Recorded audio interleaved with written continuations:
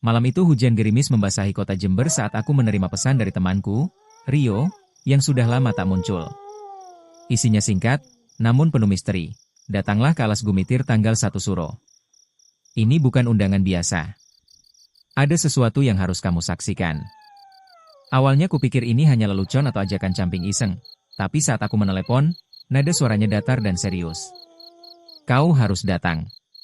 Ada yang memanggil kita, dan kau dipilih untuk menyaksikan akhir dari semua ini, katanya lirih. Jantungku berdetak tak karuan. Alas Gumitir dikenal angker.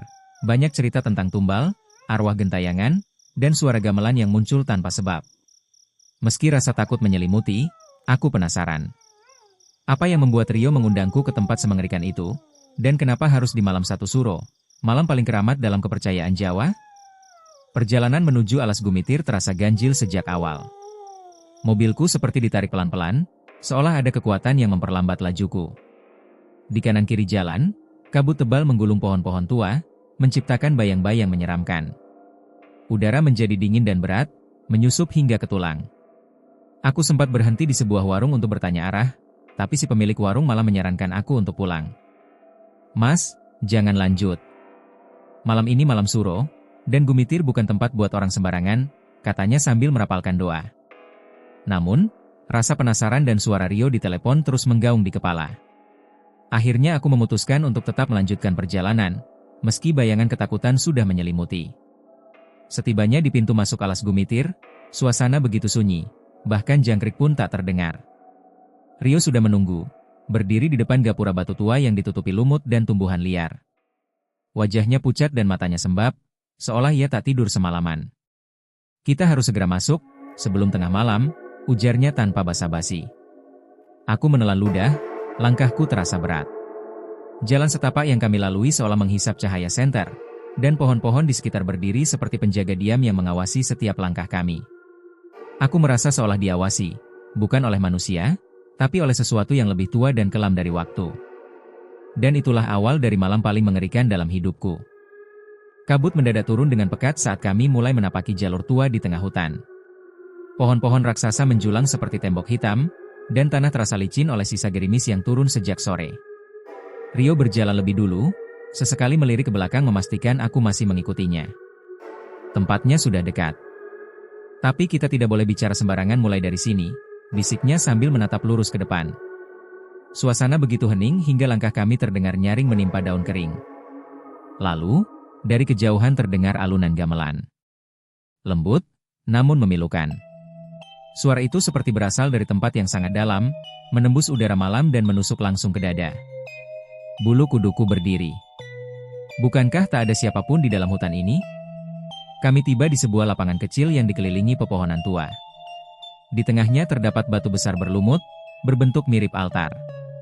Di sekitarnya sudah tertata sesaji, kepala kambing hitam, kembang 7 rupa, kendi tanah, dan dupa yang masih mengepul.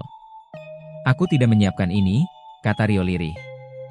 Aku menatapnya, bingung. Jika bukan dia, siapa yang menyiapkan ritual ini? Tanpa aba-aba, angin berputar liar, menerbangkan dedaunan dan menggoyangkan pohon-pohon. Aroma dupa semakin menusuk, dan kabut menebal begitu cepat hingga jarak pandang hanya 1 meter. Di tengah kabut, samar-samar terdengar suara perempuan tertawa lirih. Tawanya bukan tawa bahagia, tapi seperti tawa kesakitan, atau kutukan. Rio meraih sebilah keris kecil dari dalam tas kain hitamnya. Keris ini warisan keluarga, hanya bisa digunakan malam ini, katanya. Ia kemudian mulai membacakan mantra dalam bahasa Jawa kuno. Suaranya berat dan bergema, seolah ikut dibawa angin menuju langit. Sambil membaca mantra, ia melingkari altar dengan air kembang dari kendi. Tiba-tiba tanah di sekitar kami bergetar ringan, dan suara gamelan berubah menjadi lebih cepat, seperti iringan tarian. Aku terpaku. Dari balik kabut, muncul sesosok bayangan wanita berambut panjang, mengenakan kebaya hijau lusuh dan wajah tertutup kain tipis. Ia melayang, tidak menyentuh tanah. Rio tidak berhenti membaca. Tapi aku tahu, ritual ini baru saja dimulai, dan kami bukanlah tamu, melainkan bagian dari persembahan. Bayangan wanita berkebaya itu bergerak pelan mendekati kami, seperti menari di udara. Langkahnya mengalun seirama dengan suara gamelan yang semakin cepat. Aku mundur selangkah, Tapi kaki terasa berat seolah ditahan sesuatu dari bawah tanah. Rio tetap di tempatnya, wajahnya serius sambil terus membaca mantra dengan nada yang semakin tinggi. Aku mulai melihat dengan jelas, sosok itu memang seperti penari. Tapi ada yang membuat jantungku seakan berhenti. Wajahnya kosong. Bukan tertutup, melainkan benar-benar tanpa mata, hidung, atau mulut. Hanya kulit putih pucat mengilat di bawah cahaya bulan yang samar. "Jangan menatap matanya," teriak Rio tiba-tiba. Tapi aku sudah terlalu larut. Mataku terkunci pada kehampaan wajah makhluk itu, dan dunia seketika berubah. Dalam sekejap aku tidak lagi berada di hutan. Sekelilingku berubah menjadi ruang berwarna merah tua, temaram, dipenuhi bau kemenyan yang menyengat. Dindingnya seperti berdaging, berdenyut pelan, dan di kejauhan aku melihat deretan wanita berkebaya menari melingkar, semuanya tanpa wajah. Di tengah lingkaran, sosok Rio berdiri dengan mata memancarkan cahaya merah, keris di tangannya meneteskan darah. Dari belakangku, terdengar bisikan dalam bahasa Jawa yang tidak kumengerti, namun nadanya penuh ancaman. Aku merasa tubuhku terpisah dari jiwaku. Saat menoleh, bayangan ibuku muncul, tapi wajahnya juga hilang. Ia menatapku tanpa mata, dan berkata lirih, "Satu suruh bukan untuk manusia biasa, nak. Kau telah melewati batas." Aku kembali tersadar di hutan dengan napas memburu. Rio mengguncang tubuhku, matanya penuh kekhawatiran. "Kau pingsan beberapa menit. Kau lihat mereka juga, ya?" tanyanya. Aku mengangguk sambil terisak.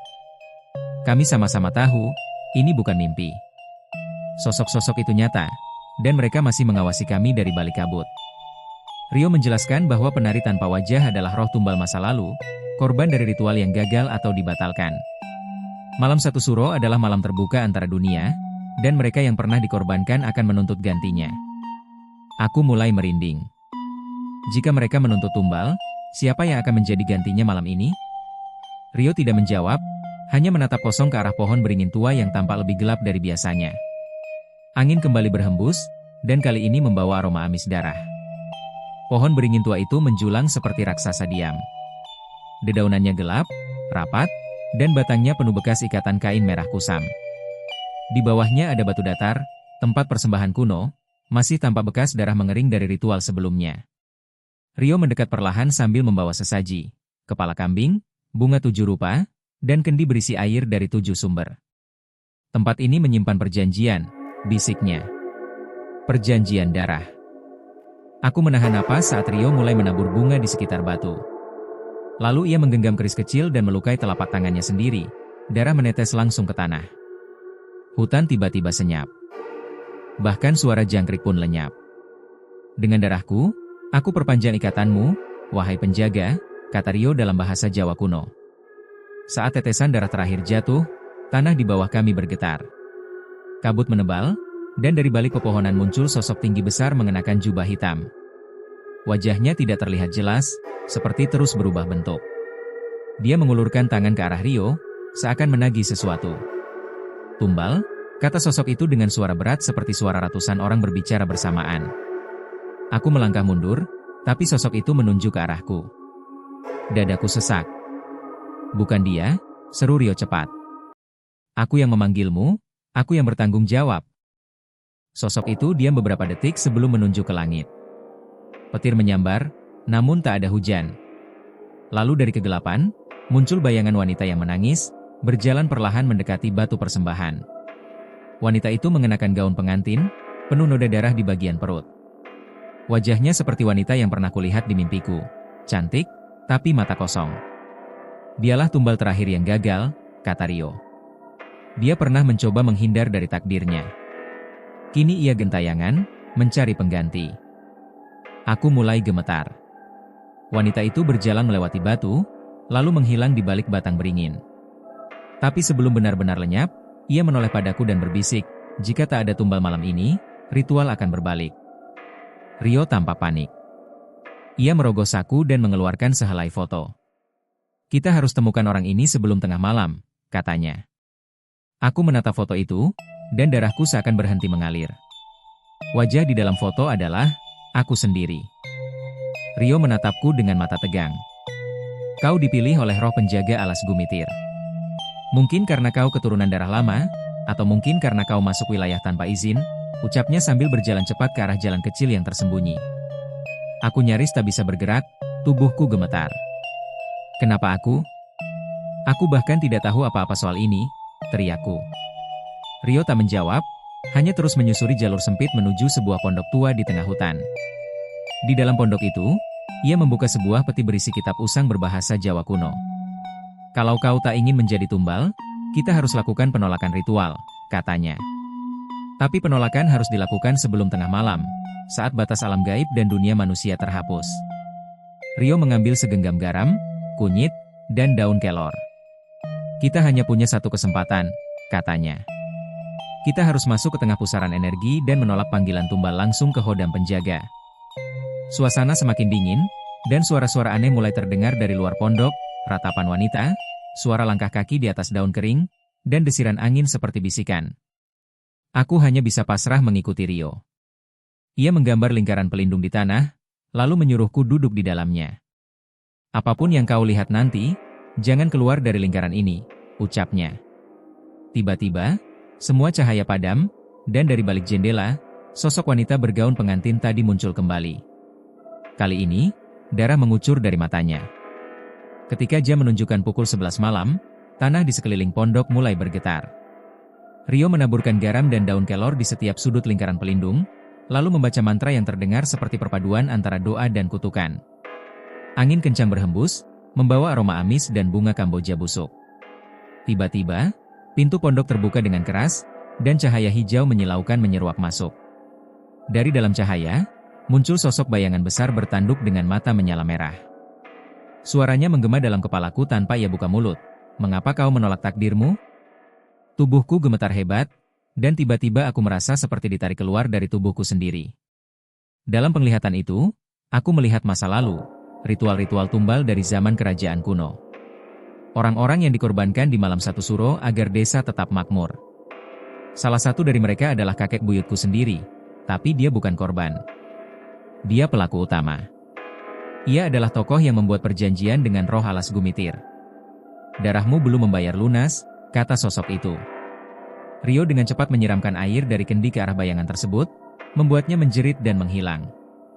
Tapi jeritan itu menimbulkan retakan di lantai pondok, dan dari dalamnya, keluar tangan-tangan kotor yang mencoba meraihku. Rio mengikat pergelangan tanganku dengan benang merah dan berteriak, kita harus pergi ke batu perjanjian sebelum semuanya terlambat. Kami berlari kembali ke beringin tua, melewati kabut pekat dan suara-suara yang memanggil namaku. Batu persembahan sudah bersinar kehijauan, dan di sekelilingnya berkumpul makhluk-makhluk gaib menyerupai manusia. Tapi tubuh mereka penuh luka dan mata mereka kosong. Mereka adalah roh-roh tumbal yang gagal. Rio mengambil keris dari dalam ikat pinggangnya dan menyuruhku duduk di atas batu itu. Kau harus bersumpah memutus perjanjian leluhurmu, di hadapan saksi-saksi gaib ini, katanya. Tanganku bergetar saat menyentuh keris, dan suara-suara itu berteriak marah. Dari tengah lingkaran muncul lagi wanita pengantin itu, kini wajahnya setengah busuk, dan darah menetes dari rambutnya. Ia melayang perlahan mendekatiku, sambil berbisik, bila kau tidak meneruskan perjanjian, semua garis keturunanmu akan kami ambil. Rio menyela cepat, membacakan mantra pemutus ikatan. Batu persembahan mulai retak, dan tanah di bawahnya menganga seperti ingin menelan kami. Aku menggenggam keris dan menusukkannya ke tanah sambil berteriak, aku memutus perjanjian ini, atas nama darahku sendiri. Kilatan cahaya menyilaukan membelah langit. Suara gemuruh seperti ribuan genderang perang terdengar dari arah barat hutan. Sosok wanita itu menjerit, tubuhnya meledak menjadi kabut hitam dan terserap ke dalam tanah. Semua makhluk gaib di sekitar batu langsung membeku, lalu hancur perlahan seperti debu tertiup angin. Setelah ledakan energi itu, suasana menjadi hening. Tidak ada lagi suara jangkrik, tidak ada angin. Hanya bau tanah basah dan bunga yang terbakar. Rio terduduk lemas, napasnya memburu. Kita belum selesai, katanya. Roh utama penjaga alas Gumitir belum muncul. Ia akan datang mengambil sendiri, atau memastikan penolakan diterima. Aku belum sempat bertanya, ketika dari balik kabut muncul seekor naga besar berwarna hitam kehijauan. Sisiknya berkilau seperti logam, dan matanya penuh api. Ia melayang tanpa suara, mengepung kami dengan tubuhnya yang panjang dan berliku. Kau cucu dari pengkhianat perjanjian, suaranya terdengar langsung dalam pikiranku. Aku memberanikan diri berdiri di hadapan naga itu. Aku memang keturunan dari leluhur yang membuat kesalahan, tapi aku memilih jalanku sendiri. Aku tidak akan meneruskan perjanjian kotor itu, kataku. Naga itu mendekat, napasnya membuat udara menjadi panas dan pengap. Tapi lalu ia mengangguk perlahan, dan mengeluarkan batu merah dari mulutnya. Pegang ini. Kalau kau bisa menjaga batu ini hingga malam suro berikutnya, tanpa menggunakan kesaktiannya, maka ikatan darahmu akan bebas. Batu itu berdenyut seperti jantung, warnanya merah terang. Aku menerimanya dengan tangan gemetar. Saat batu menyentuh kulitku, aku merasa aliran energi hangat mengalir ke seluruh tubuhku. Kami kembali ke pondok sebelum fajar. Rio mengubur kitab tua dan alat ritual, lalu menutup jalur masuk dengan kayu dan tali kelapa. Tidak ada yang boleh datang ke sini lagi, setidaknya selama 1 tahun, katanya. Aku menyimpan batu merah delima itu dalam kotak besi, dan Rio membungkusnya dengan kain kafan putih. Tapi bahkan setelah kembali ke kota, aku masih merasakan bayangan yang mengikutiku. Di malam hari, aku mendengar suara rintihan dari luar jendela.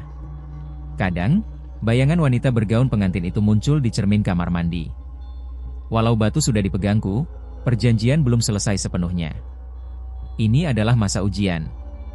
Rio menghubungiku seminggu kemudian. Ia menemukan naskah kuno yang menyebutkan bahwa batu perjanjian terakhir hanya bisa dilepaskan dari garis darah setelah 1 siklus suro penuh, yaitu 354 hari. Selama waktu itu, aku tidak boleh terluka, tidak boleh marah, dan tidak boleh menggunakan batu itu untuk keuntungan pribadi.